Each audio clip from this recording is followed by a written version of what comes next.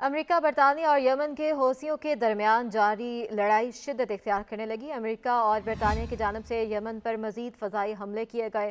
غیر ملکی خبر ایجنسی کے مطابق یمنی دارالحکومت صنعا اور دیگر علاقوں کو نشانہ بنایا گیا۔ امریکہ اور برطانیہ کا اپنے مشترکہ بیان میں کہنا ہے کہ یمن میں حوثیوں کے 8 اہداف کو نشانہ بنایا گیا ہے۔ امریکہ اور برطانیہ کی جانب سے مزید کہا گیا ہے کہ حوثیوں نے بحیرہ احمر میں تجارتی جہازوں پر حملے جاری رکھے ہوئے ہیں۔ مشترکہ کارروائی کا دوسرا مرحلہ جہاز رانی پر مسلسل حملوں کے جواب میں تھا۔ حوثیوں نے حملوں کے باوجود امریکہ، برطانیہ اور اسرائیل کو مشکل میں ڈال رکھا ہے۔ حوثیوں کو اسلحہ فراہم کرنے والی ایرانی کشتی پر چھاپے کے دوران لاپتہ ہونے والے 2 امریکی فوجیوں کی ہلاکت کی تصدیق کر دی گئی ہے۔ خلیج عدن میں ایک ایرانی کشتی کے خلاف مشن کے دوران لاپتہ ہونے والے امریکی نیوی سیلز کے فوجیوں کی بازیابی کا آپریشن ختم کر دیا گیا ہے۔ امریکی حکام نے اسپیشل فورسز کے جوانوں کو اب مردہ قرار دے دیا ہے۔ امریکی سینٹرل کمانڈ سینٹ کام نے اعلان کیا کہ 11 جنوری کو خلیج عدن میں لاپتہ ہونے والے امریکی نیوی سیلز کے دونوں جوان ہلاک ہو گئے ہیں۔ سینٹ کام کا کہنا ہے کہ 11 جنوری کو خلیج عدن میں ایک چھاپے کی کارروائی کے دوران اس کی نیوی سیلز کے 2 اسپیشل فوجی لاپتہ ہو گئے تھے۔ سینٹرل کمانڈ کا کہنا ہے کہ امریکہ، جاپان اور اسپین کے جنگی طیاروں اور بحری جنگی جہازوں نے یمن اور صومالیہ کے درمیان خلیج عدن کے ایک وسیع تر علاقے میں مسلسل تلاشی مہم شروع کیے رکھی ہے۔ سینٹرل کمانڈ نے کہا کہ متاثرہ خاندانوں کے احترام کے پیش نظر فی الوقت مزید معلومات جاری نہیں کی جائیں گی۔ ہلاک شدہ دونوں جوانوں کا تعلق امریکی نیوی سیلز کی ٹیم سے ہے اور وہ ٹیم ایسی ہے جس نے ایک چھوٹی کشتی کی تلاش لی تھی جس میں امریکی فوج کے مطابق ایرانی میزائل کے بعد پرزے ملے تھے، اور یہ کشتی یمن میں حوثی باغیوں کے لیے ساز و سامان لے کر جا رہی تھی۔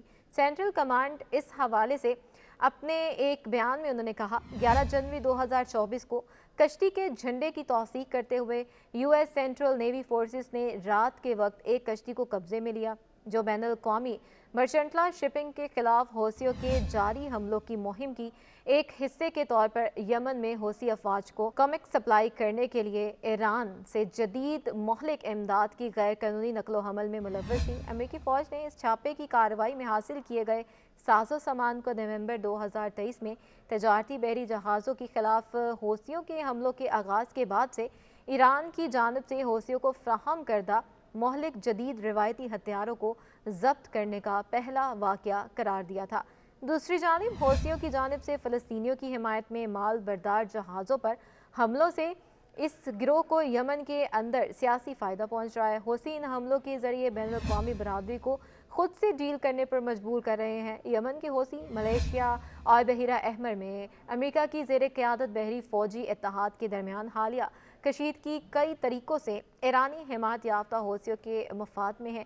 کچھ تجزیہ کاروں کے مطابق در حقیقت یہ صورتحال حوثیوں کے لیے خوش آئند ہے۔ یمن میں تنازعات سے متعلق تجزیہ کار اور واشنگٹن میں قائم انفارمیشن ریسرچ سینٹر برائے یمن کے سابق ڈائریکٹر ہشام الہمسی کا کہنا ہے، حوثی امریکہ کے ساتھ تصادم کا موقع تلاش کر رہے ہیں۔ انہوں نے مزید کہا، پچھلے 8 سال سے حوثی اپنے حامیوں کو بتا رہے ہیں کہ وہ امریکہ اور اسرائیل کے ساتھ جنگ میں ہیں، لہٰذا ان کے لیے ایک سنہری موقع ہے جس سے انہیں فائدہ اٹھانے کی ضرورت ہے۔ سن 2014 سے یمن حالت جنگ میں ہے اور 9 سال سے جاری لڑائی نے یمن کو حوثیوں کے زیر کنٹرول ملک کے شمال اور مغرب میں تقسیم کر دیا ہے۔ حوثیوں کے زیر کنٹرول علاقوں میں آبنائے باب المندب بھی شامل ہیں جو بحیرہ احمر میں جہاز رانی کے لیے ایک اہم ترین سمندری گزرگاہ ہے۔ یمن کے جنوب میں بین الاقوامی طور پر تسلیم شدہ حکومت اور اس کے اتحادیوں کا کنٹرول ہے، جبکہ مشرق میں مقامی قبائل کا غلبہ ہے۔ اقوام متحدہ کے مطابق جنگ کی وجہ سے یمن میں بنیادی ڈھانچے کو بری طرح نقصان پہنچا اور تنازعات نے مقامی آبادی کو دنیا کے بدترین انسانی بحرانوں میں سے ایک میں دھکیل رکھا ہے۔ غزہ میں اسرائیلی افواج کی حماس کے خلاف جوابی کارروائیوں کے بعد حوثیوں کی جانب سے بظاہر فلسطینیوں کی حمایت میں بحیرہ احمر میں مال بردار جہازوں پر حملوں نے بڑے پیمانے پر ایک اہم بین الاقوامی تجارتی راستے کو متاثر کیا ہے۔ ماہرین کے مطابق حوثیوں کی جانب سے شروع کی گئی لڑائی کا مقصد فتح حاصل کرنا نہیں ہے، وہ بس اشتعال انگیز کارروائیاں کرنا چاہتے ہیں۔ اس کے ساتھ ساتھ یہ تنازع امریکہ کے مقابلے میں حوثیوں کے لیے کم مہنگا ہے۔